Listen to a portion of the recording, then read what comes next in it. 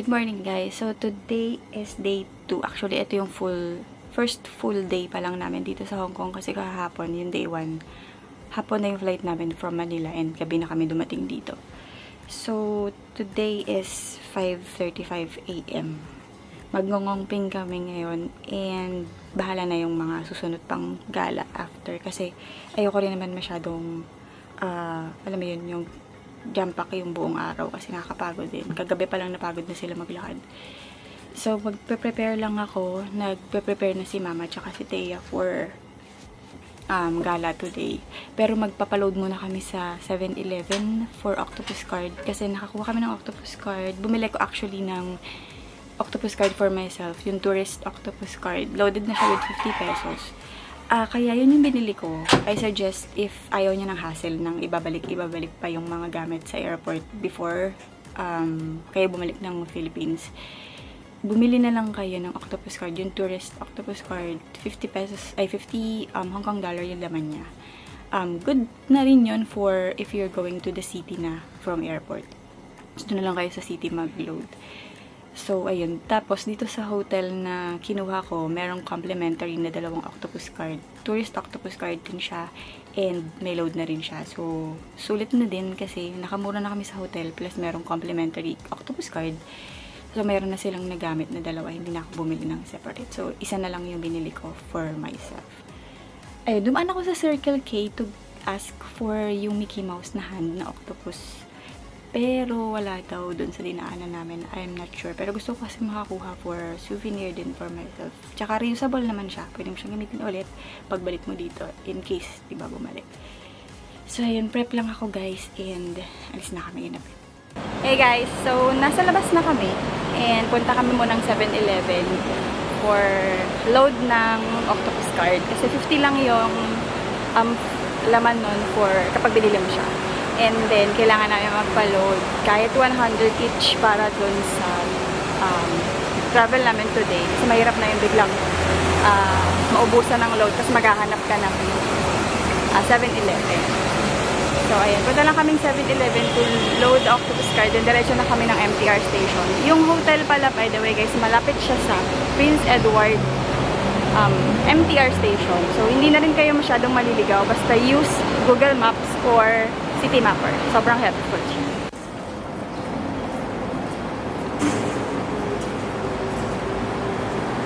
So, 7 o'clock na, guys. I don't know kung naririnig niyo ako, pero maingay kasi yung mga sasakyan. Pero, ayun, 7 o'clock na ng umaga. Pero, wala pa masyadong tao sa labas. Hindi ko alam kung anong oras dumadami yung tao dito. Unlike sa Philippines, maaga pa lang kasi bumabangon na tayo. Maaga pa lang, nasa labas na yung mga tao. Pero dito, konti pa lang yung mga nasa labas. And okay naman yung panahon. Summer, pero hindi naman siya ganun kainit.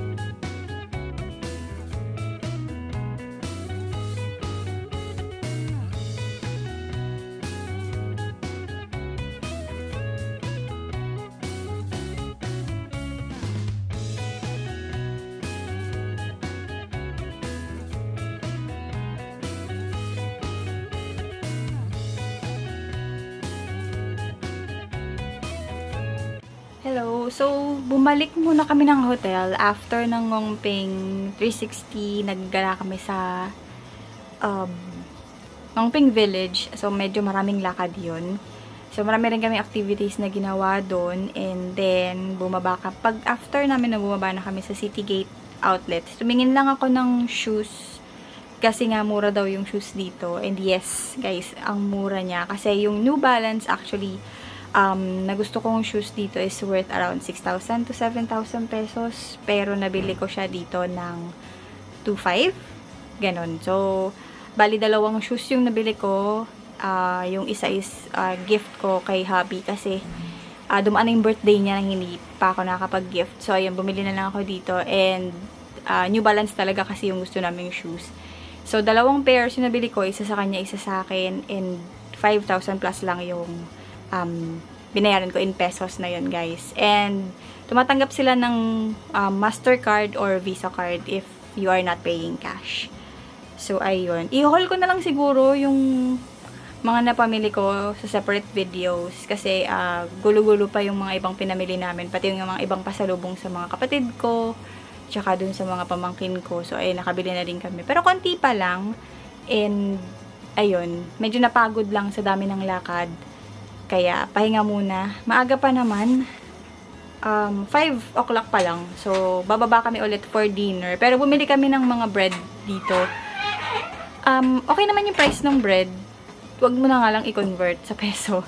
Pero, mukha naman siyang masarap. Ayun, siguro yun na yung dinner namin. And then, bili na rin kami ng noodles. And, kasi gusto ni mama. Nag-request si mama ng noodles. So, noodles and water, bibili kami dun sa Welcome. Meron kasing malapit dito na parang grocery store. So, yun, Welcome yung name. And, guys, ma-share ko lang din pala. Dito sa Oriental Lander Hotel, meron silang mga water dito, bottles, water bottles. Pero, always read some of the directions na nakalagay. Kasi nung una akala ko, complimentary water siya. Nung nakita ko yung parang note, it's $6 per water. Hindi na siya ganun ka pangit na price or hindi na siya mahal. Pero, hindi naman din siya ganun kalaki compared sa binibili namin outside. Kasi mas malaki pa rin yung nabibili namin outside. For a, like parang $1 lang yung pagitan. So, mas mura pa din yun in a way. So, ayun lang. Balikan ko na lang kayo siguro later. Papahinga lang muna kami kasi medyo masakit na yung paa. And hindi ko pa pala napapakita yung view. May view pala tong hotel, guys. Wait, I'll check out. And pakita ko sa inyo later. So, eto yung view, guys. Ayan, ba? Oh, ang liwanag. So, mga buildings, kasi nga nasa city tayo. So, ayan. Maganda naman siya. Ang ganda rin ng sunrise kaninang umaga. Buti nga nakisama yung weather kasi like a week before ng punta namin dito, nagkakaroon ng thunderstorms talaga. Kasi meron akong app na din-download. And isang tip yun, guys. Download nyo yung My Observatory. Kasi doon nyo makikita yung mga weather para kung hindi kayo muna bibili ng ticket for any activities para ma-check nyo. Kasi minsan uulanin kayo sa Disneyland or kung saan man kayo pupunta. Buti na lang yung nabook ko ngayon na cable car, nakisama yung panahon, maaraw. So, nakita namin yung scenery without any fog. Tapos sa baba, ayan, ano lang siya, normal street. Pero hindi busy street yung daanan na to kasi medyo loob siya na part. Hindi siya sa highway. Ang highway is there pa banda. Doon pa. So, ayun. Okay naman yung area ng or location ng hotel kasi it's like around 3 to 5 minutes from a MTR station. So, kapag kasi may MTR station, guys, mas palagay yung loob ko kasi alam ko na hindi kami ganun maliligaw masyado. So, ayun. Yun lang. And, ayun, mamaya na lang ulit. Pahinga lang muna kami ng konti and bibili kami ng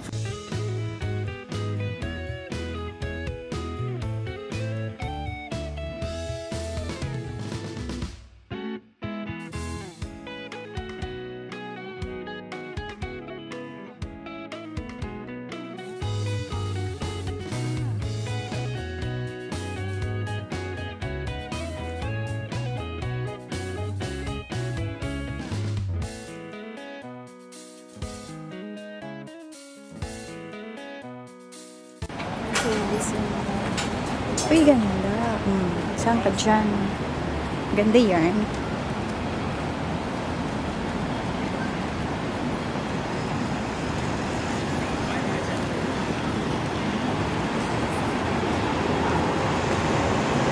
Hong Kong Baptist University. School pala to.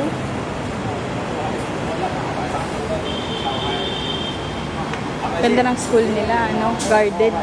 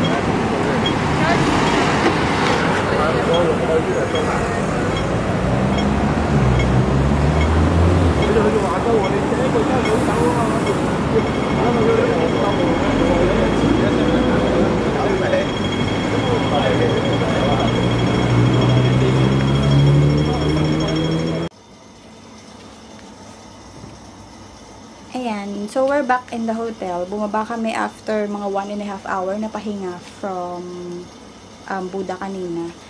Ayun, eto, nag-grocery na lang kami guys ng food. Yung iba dito, sampasalubong na rin from the kids sa bahay. Tapos, tip guys, mas okay na bumili ng tubig sa groceries, like Welcome. Ayun, sa Welcome kami bumili. Malapit lang kasi siya dito sa hotel, like bayang 2 to 3 minutes walk lang. Tapos, bumili kami ng water kasi sa Ngongping kanina. Ganito kalaki. Ayan, ganyan siya kalaki. Yung hand ko.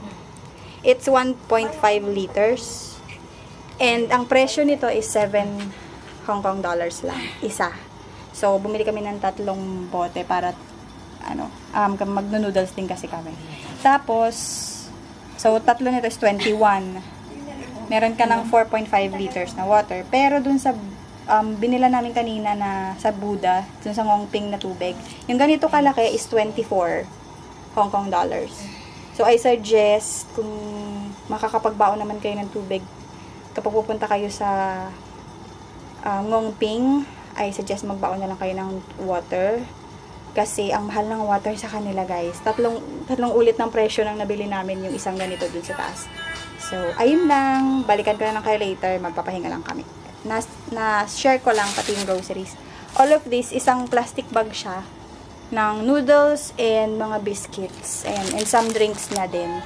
120 Hong Kong dollars na siya lahat, including the water. So, tipid talaga guys. Kasi may food na kami, may pasalubong pa sa kids, and meron pang konting stuff na mga gusto talagang tignan at bilhin dito sa Hong Kong. So, ayun lang. Balikan ko kayo later. Thank you!